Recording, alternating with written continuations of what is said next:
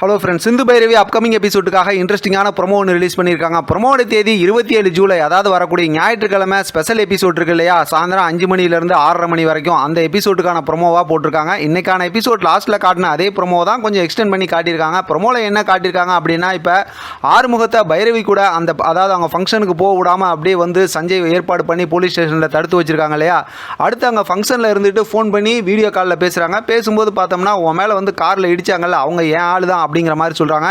இப்போ தான் ஆறுமுகத்துக்கே எல்லா விஷயமும் புரியுது, எல்லாம் திட்டம் போட்டு தான் நம்மளை இந்த மாதிரி பண்ணி வச்சுருக்காங்க அப்படின்னு. அதுக்கப்புறம் நாங்கள்லாம் ரூமில் இருக்கிற வீடியோ காலும் பண்ணுறேன் அப்படிங்கிற மாதிரிலாம் சஞ்சய் ஆறுமுகத்தை ரொம்ப வெறுப்பேற்றுற மாதிரி வீடியோ காலில் பேசுகிறாங்க. அதோட பார்த்தோம்னா ஆறுமுகம் ரொம்ப கோவப்பட்டு போலீஸ் ஸ்டேஷன்லேருந்து வெளியில் வந்து கார் எடுத்துக்கிட்டு அந்த ஃபங்க்ஷன் நடக்கிற இடத்துக்கு நேராகவே போயிடுறாரு. அங்கே பார்த்தோம் அப்படின்னாக்கா சஞ்சய் வந்து அந்த பொண்ணுங்களோட அப்படியே டான்ஸ் பண்ணிட்டு இருக்காரு.